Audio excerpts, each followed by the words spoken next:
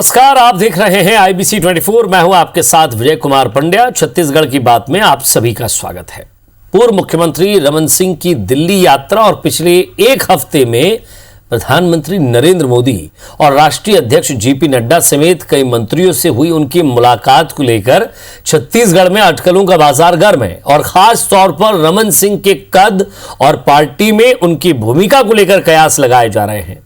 सियासी प्रतिक्रियाएं भी सामने आ रही हैं, लेकिन बड़ा सवाल यह है कि क्या इस मुलाकात के मायने अलग अलग निकाले जा रहे हैं या फिर आज जो मुलाकात हुई उसके मायने क्या है। रमन सिंह बार बार हाई कमान से क्यों मिल रहे हैं? क्या दिल्ली में उन्हें कोई बड़ी जिम्मेदारी देने की तैयारी की है या कुछ और ही सियासी कहानी इसके पीछे है या फिर कुछ हिसाब उनसे मांगा जा रहा है? चर्चा करेंगे, लेकिन उससे पहले रिपोर्ट आपको दिखाएंगे।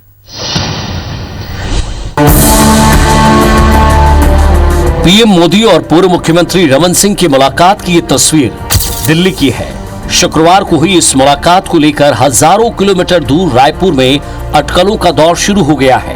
कई सियासी मायने भी निकाले जा रहे हैं। वैसे भी 15 साल बाद सत्ता से बीजेपी की बेदखली के बाद पूर्व मुख्यमंत्री रमन सिंह के कद को लेकर सवाल उठते रहे हैं, लेकिन प्रधानमंत्री नरेंद्र मोदी सहित 2 मंत्रियों से उनकी मुलाकात के बाद फिर से सवालों की फहरिस्त सामने है। क्या बीजेपी अभी से मिशन 2023 में जुट गई है? क्या आगामी विधानसभा चुनाव बीजेपी पूर्व मुख्यमंत्री रमन सिंह की अगुवाई में ही लड़ेगी? सवाल ये भी कि क्या अब उन्हें राज्य से हटाकर केंद्रीय नेतृत्व में जिम्मेदारी मिलने वाली है? क्योंकि पिछले दिनों उत्तराखंड में मुख्यमंत्री फेरबदल में रमन को पार्टी ने बड़ी जिम्मेदारी दी और उनके रिपोर्ट पर ही मुख्यमंत्री बदले गए। हालांकि इस मुलाकात पर रमन सिंह का कहना है कि पीएम और मंत्रियों से राज्य के विकास और कार्यों को लेकर चर्चा हुई है। किरण रिजिजू जी से और माननीय प्रधानमंत्री जी से भी बहुत सारे विषयों में चर्चा करना था। छत्तीसगढ़ के डेवलपमेंट के विषय भी थे और छत्तीसगढ़ से प्रधानमंत्री जी सौजन्य भेंट भी। पीएम मोदी और रमन सिंह के मुलाकात को लेकर बयानबाजी भी शुरू हो गई है। कृषि मंत्री रविंद्र चौबे ने रमन सिंह के बार बार दिल्ली जाने पर तंज कसते हुए कहा कि पार्टी में गुटबाजी और बजट सत्र चर्चा में शामिल नहीं होने के कारण उनसे सवाल पूछे जा रहे हैं। मुलाकात से उनका कद बढ़ने जैसी कोई बात नहीं है। हालांकि बीजेपी रमन सिंह के बचाव में उतर आई है। पूर्व मंत्री चंद्रशेखर साहू ने कहा कि राज्य सरकार के बारे में फीडबैक देने की बात हो तो रमन सिंह से अच्छा कोई नहीं दे सकता। उन्होंने कहा कि कांग्रेस रमन फोबिया की शिकार हो गई है। अंतर्द्वंद, अंतर्विरोध और गुटबाजी के शिकार है भारतीय जनता पार्टी। मुझे लगता है कि इसी के कारण बार बार भारतीय जनता पार्टी के हाईकमान के द्वारा उनको पूछा जा रहा है, शिकायतों पे उनसे जवाब तलब किया जा रहा है। हमें तो नहीं लगता कि छत्तीसगढ़ में किसी का काम कद बढ़ने के लायक भी होगा। ये पूरे कांग्रेस पार्टी को, कांग्रेस पार्टी की सरकार को रमन फोबिया हो गया है। ये रमन फोबिया के शिकार हो गए हैं। बात बात में, हर बात में वो लाते हैं, सामने लाते हैं, या नहीं तो फिर केंद्र सरकार के ऊपर कुछ बात डालते हैं अपनी नाकामी छिपाने के लिए। जाहिर है कांग्रेस छत्तीसगढ़ में बीजेपी को घेरने के लिए अभी भी रमन सिंह और उनके 15 साल के कार्यकाल को हथियार बनाती आई है। मुख्यमंत्री भूपेश बघेल और दूसरे मंत्री कई बार कह चुके हैं कि रमन सिंह की बात केंद्रीय नेतृत्व नहीं मानता है। वहीं छत्तीसगढ़ में उनकी पूछ परख भी कम हो गई है। छत्तीसगढ़ के हितों के बारे में भी बात कर लेते। रमन सिंह जी ने बोला था ना 60 लाख मीट्रिक टन की सहमति मिली है, धन्यवाद दीजिए। तो क्या ऐसा कुछ बोल के आए हैं क्या? 60 लाख मीट्रिक टन चावल, अभी 24 लाख की जगह 60 लाख के लिए सहमति दे, उसको अनुमति दे दें। यदि नहीं किए हैं तो कोई औचित्य नहीं है। भले ही पिछले विधानसभा चुनाव में हार के बाद रमन विरोधी नेता ज्यादा मुखर हों, लेकिन JP नड्डा के पूर्णकालिक राष्ट्रीय अध्यक्ष बनने के बाद कार्यकारिणी में रमन सिंह को फिर से जगह मिलना इस बात का संदेश था कि पार्टी में उनका कद क्या है। बहरहाल दिल्ली में पीएम मोदी के साथ मुलाकात के बाद रमन सिंह का पार्टी में कद को लेकर अटकलों का दौर शुरू हो गया है। सौरभ सिंह परिहार, IBC 24, रायपुर। तो एक परिवार में कमाऊ लड़का जो होता है, अगर वो नहीं कमाता है तो फिर उसके बाद धीरे धीरे उसकी क्या गत होती है ये भी देखी जाती है। लेकिन राजनीति में कद और पद आपका आने वाला भविष्य डिसाइड करता है। वो आगे क्या होगा ये उसकी रूपरेखा होती है। दो सीनियर नेता हमारे साथ जुड़ रहे हैं। रजनीश सिंह जी बीजेपी विधायक हैं, रमेश वल्यानी साहब कांग्रेस नेता पूर्व विधायक हमारे साथ, उनसे भी हम बातचीत करेंगे। और सबसे पहले मैं रमेश वल्यानी साहब आपके पास आता हूं। जिस तरह से लगातार रमन सिंह जी को लेकर आपके प्रश्न खड़े होते हैं या प्रश्न किए जाते हैं या उनके कद को लेकर बात की जाती है, क्या समझे, क्या उनके कद बढ़ने से कांग्रेस को कोई डर है या फिर एक कटाक्ष उन पर करना, उनके कॉन्फिडेंस को कमजोर करना, या फिर पार्टी में आप लोगों तक कुछ चीजें पहुंचती है कि नहीं साहब किस लिए बुलाया था दिल्ली, नहीं बुलाया था? क्योंकि ये प्रधानमंत्री के साथ जो तस्वीर नजर आ रही है उससे आप क्या समझते हैं? देखिए पंड्या जी, डॉक्टर रमन सिंह जी को जनता ने टोटली रिजेक्ट कर दिया 2018 के चुनाव में। अब उनका कद बचा कहाँ है जो कांग्रेस पार्टी उनके लिए चिंता करे? कांग्रेस पार्टी को रमन सिंह का कद गिरता है, बढ़ता है, और भारतीय जनता पार्टी उनकी क्या हैसियत बनती है, इससे कोई कांग्रेस पार्टी की सेहत पे असर नहीं पड़ने वाला है। छत्तीसगढ़ की जनता ने भारी बहुमत से कांग्रेस पार्टी को विजयी बनाया है और रमन सिंह जी की सत्ता को उखाड़ फेंका है 15 साल की। ये सच्चाई है। इस सच्चाई को भारतीय जनता पार्टी का केंद्रीय नेतृत्व भी जानता है, उनके बाकी नेता भी जानते हैं। इसलिए अब रमन सिंह जी का युग समाप्त हो चुका है और कांग्रेस पार्टी न उनसे भयभीत है, न उनसे कोई हमको लेना देना है। हम तो अपने काम के आधार पर जनता के बीच जाएंगे और जनता ने जो विश्वास हमारे ऊपर रखा था 2018 में, उसका पुनः विश्वास हमको मिलेगा, क्योंकि जो हम कहे, जो हमारे मुख्यमंत्री भूपेश बघेल जी ने कहा वो करके दिखाया और करके दिखाएंगे। जी, रजनीश सिंह जी हमारे साथ हैं। रजनीश जी, कांग्रेस जरूर कह रही है कि उनके कद और पद को लेकर हमें कोई लेना देना नहीं है, लेकिन समय समय पर बयान जरूर सामने आ जाते हैं। देखिए क्या है, कांग्रेस पार्टी शुरू से भयभीत रही है और भयभीत रहने के इनके पीछे कारण भी है। कारण ये है कि 2000 में जब छत्तीसगढ़ बना और उस समय इनकी बहुमत सी सरकार इनका बनना था, सरकार बना 2000 से 2003 तक ये सरकार चलाए। और अभी ठीक है, मुख्यमंत्री जी को छोड़ दीजिए तो बाकी जितने सदस्य अभी सरकार में हैं वो सब उस मंत्रिमंडल में शामिल थे और 3 में इतने आश्वस्त थे, इतने कॉन्फिडेंस में थे कि भारतीय जनता पार्टी कहीं पर टिकती नहीं है, ठहरती नहीं है। माननीय डॉक्टर रमन सिंह जी की प्रदेश अध्यक्ष बने और उसके बाद 1 साल के अंदर छत्तीसगढ़ में उन्होंने जो जन जागरण किया, भारतीय जनता पार्टी ने जो कार्यकर्ता, एक एक कार्यकर्ता रिचार्ज हुए और परिणाम क्या हुआ, 2003 में इनकी सत्ता खसक गई और सिर्फ 3 में नहीं खसकी, 15 साल तक ये और परेशान रहे। 15 साल तक डॉक्टर रमन सिंह जी भारतीय जनता पार्टी की सरकार रही। ये बड़े भारी भरकम घोषणा पत्र करके छत्तीसगढ़ के लोगों को इन्होंने गुमराह करके, ठीक है मैं मानता हूं बड़ा जनमत मिला, इनका दम्भ बोल रहा है। अभी मैं सुन रहा था, इनका दम्भ बोल रहा है।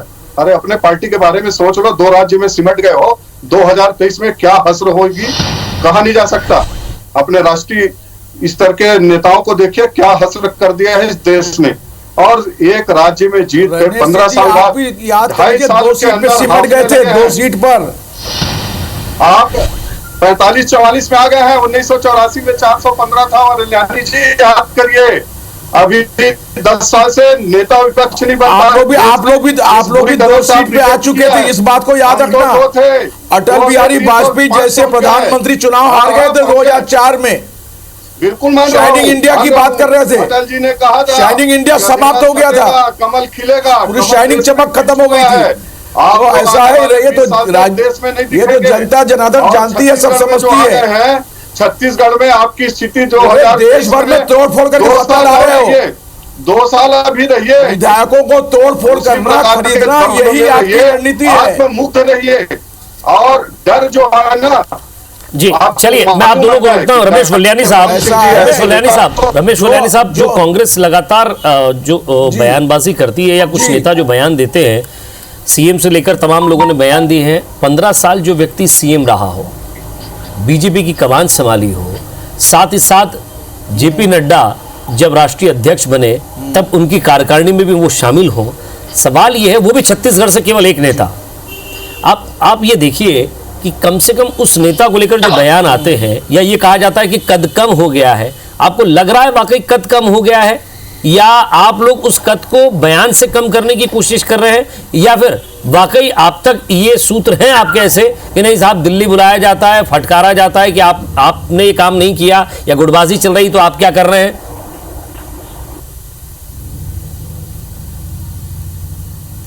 ऐसा है, ये भारतीय जनता पार्टी का आंतरिक मामला है और राजनीति में रहने से हमको भी उनके बीच के फीडबैक मिलते रहते हैं। डॉक्टर रमन सिंह जी जो सत्ता में बने रहने की बात रजनीश सिंह जी कर रहे हैं ना, 2003 में अजीत जोगी जी की कुछ गलतियों के चलते हम भले ही सत्ता से बाहर हुए हों, लेकिन 2008 और उसके बाद वाले चुनाव में कोई भारतीय जनता पार्टी अपने दम पे चुनाव नहीं जीती है। वो तो कांग्रेस पार्टी के आंतरिक खींचतान, जिसमें अजीत जोगी के नेतृत्व में सब गड़बड़ हुआ, उसके चलते उनको जीत मिली। उसको से सोचते हैं कि जनता ने जिता दिया। हम ये स्वीकार करते हैं कि अजीत जोगी फैक्टर के कारण रमन सिंह सत्ता में आ रहे थे। जैसे ही 2018 के चुनाव में अजीत जोगी आप कांग्रेस के बिंदु से अलग जो बयान आपकी तरफ से आते हैं सर रमेश वलियानी साहब, या आपकी पार्टी की तरफ से आते हैं, तो साफ तौर पर बीजेपी कह रही है कि आप लोगों को रमन फोबिया हो गया है। जी, अरे रमन सिंह के हैं कहाँ? रमन सिंह जी के नेतृत्व में 14 सीट पे सिमट गए हैं। 2018 के बाद जितने चुनाव हुए हैं, उपचुनाव हुए, उसमें रमन सिंह जी का कोई कद नहीं बढ़ा। नगर निगम के चुनाव हुए, रजनीश जी आप ये बताइए, अरे इस बात का जवाब दे दीजिए कि क्या बीजेपी को नए नेतृत्व की जरूरत है, या फिर वहां बुलाकर क्या बात हो रही है? क्या आपको फीडबैक मिल रहा है? क्योंकि लगातार 2 बड़े मंत्रियों से मुलाकात होना, किरण रिजिजू, प्रकाश जावड़ेकर, प्रधानमंत्री नरेंद्र मोदी, जेपी नड्डा, क्या पूछा जा रहा है बार बार? दिल्ली की से जो कॉलिंग हो रही है, इस कॉलिंग को क्या समझा जाए? पद बरकरार रहेगा? आने वाले चुनाव में क्या इन्हीं के नेतृत्व में चुनाव लड़ा जाएगा, या फिर कोई और केंद्र में दूसरा काम बताकर किसी और व्यक्ति को यहां आगे बढ़ाया जाएगा? देखिए क्या है, माननीय रमन सिंह जी इस प्रदेश के 15 साल मुख्यमंत्री रहे, आज भारतीय जनता पार्टी के राष्ट्रीय उपाध्यक्ष हैं। इस नाते माननीय प्रधानमंत्री जी से, राष्ट्रीय अध्यक्ष जी से, मंत्रियों से मिलना होता है, और इसमें इनको जो तकलीफ हो रही है वो इनको मालूम है कि रमन सिंह जी 15 साल के मुख्यमंत्री हैं। छत्तीसगढ़ की जनता अब इनको समझने लगी। अभी ये बोल रहे थे उसी बात को कैच मत कीजिए ना रजनी जी। 15 साल के मुख्यमंत्री रहे, जो काम किया, जनता ने उन्हें चुना, जनता के लिए काम किया। अब जनता ने नहीं विश्वास किया, हटा दिया। अभी पार्टी क्या चाहती उनसे? नहीं, यदि ये बात है तो राहुल गांधी क्या कर रहे हैं अभी? यदि मैं इनसे पूछ लूं कि सोनिया गांधी जी क्या कर रही हैं, यदि ये इनका मापदंड है तो दोनों को तो अभी बाहर कर देना चाहिए था। और भाई आप अपनी पार्टी चिंता करिए, सोनिया गांधी से क्या मतलब आपको? आपको रमन सिंह जी के बारे में पूछ रहे हैं, उसके बारे में बताइए। अरे नहीं, क्यों नहीं करूंगा? आप विषय से क्यों भटक रहे हैं? पार्टी के बारे में बता रहे हो कि रमन सिंह जी आप विषय से क्यों भटक रहे हैं? आपसे पूछ रहे हैं रमन सिंह जी के बारे में, आप कहाँ सोनिया गांधी जी पे आ गए? नहीं, सोनिया जी और राहुल जी क्या कर रहे हैं? छत्तीसगढ़ में आप लोग बढ़ाइए सबको, राष्ट्रीय अध्यक्ष भूपेश बघेल जी को बनाइए। अरे भाई उससे क्या लेना देना आपको? आप अपनी पार्टी की चिंता करिए। रमन सिंह जी से है, हम अपनी चिंता कर रहे हैं। रमन सिंह जी से है, भारतीय जनता पार्टी। ये मत कहिए रमेश वलियानी साहब कि आप अपनी चिंता कीजिए, क्योंकि आपकी पार्टी के लोगों को ज्यादा चिंता रहती है सर, इसीलिए बयान सामने आते हैं, इसीलिए कहा जाता है आपकी पार्टी के भी तो लोग। रजनीश जी रुकिए ना, मैं सवाल कर रहा हूँ। नहीं, चिंता नहीं रहती। नहीं सर आपकी पार्टी की तरफ से ही बयान आते हैं ना। जब उत्तराखंड गए थे सीएम, वहां सीएम कौन होगा, कैसा होगा, कैसे उनको काम करना है, उन्होंने जो भूमिका निभाई, उसके बाद आपकी पार्टी की तरफ से ही बयान आया कि अब उनका वो कद नहीं रहा, उनको नहीं सुनी जाती, वो कोई बड़ी भूमिका निभा कर नहीं आए। ऐसा है पंड्या जी, हम लोग डॉक्टर रमन सिंह को इसलिए टारगेट करते हैं कि 15 साल मुख्यमंत्री रहे, अभी चुनाव में आपको रिजेक्ट कर दिया, ठीक है, लेकिन कम से कम आप 15 साल मुख्यमंत्री रहे तो छत्तीसगढ़ के हितों की तो चिंता करिए। आप केवल एक ही व्यक्ति टारगेट पर रहता है ना सर, इसीलिए मैं पूछ रहा हूं कि क्या उसी व्यक्ति को केंद्रीय नेतृत्व भी बार बुला रहा है। तो सवाल अब ये लड़ाई बीजेपी के साथ है आपकी या रमन सिंह जी के साथ है?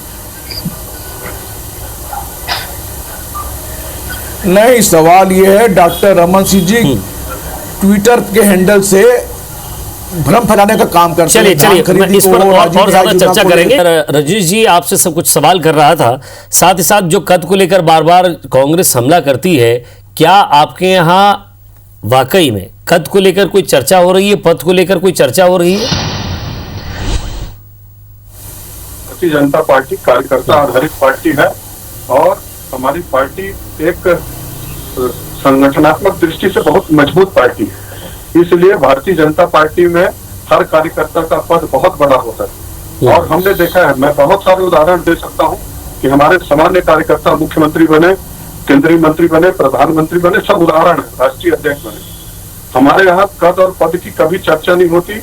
हम सब भारतीय जनता पार्टी के कार्यकर्ता, हम एक अंत्योदय के उद्देश्य को, सिद्धांत को लेकर चले हैं, अंतिम छोर के व्यक्ति को, और उसी को लक्ष्य की प्राप्ति के लिए हम काम करते हैं।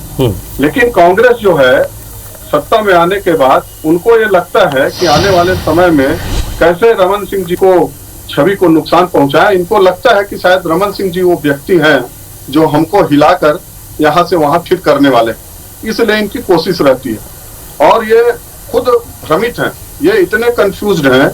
कभी इनके नेता, इनके राष्ट्रीय नेतृत्व पर यदि कोई सवाल उठाए, कुछ सुझाव दें, G23 की मैं बात कर रहा हूं, तो उनको बोल देंगे भाजपा से मिले हुए हैं, देशद्रोही हैं।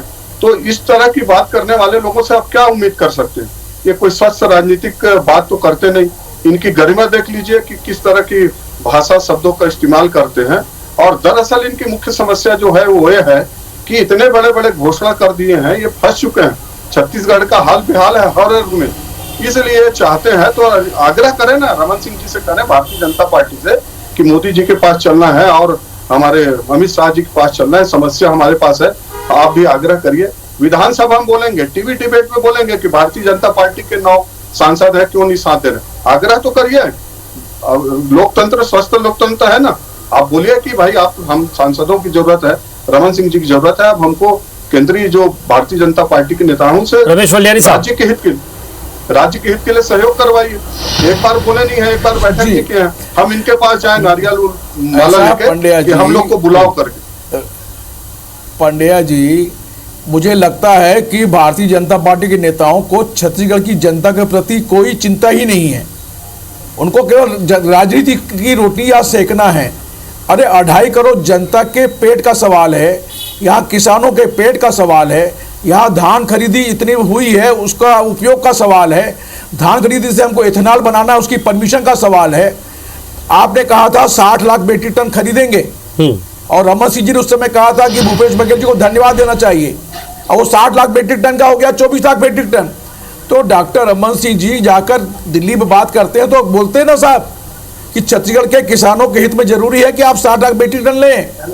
वो उनको कहते हैं कि आप एथेनॉल बनाने के लिए परमिशन दे दीजिए। क्या हम उनसे आग्रह करें? यानी इनका कोई छत्तीसगढ़ की जनता से या छत्तीसगढ़ के हितों से कोई मतलब नहीं है।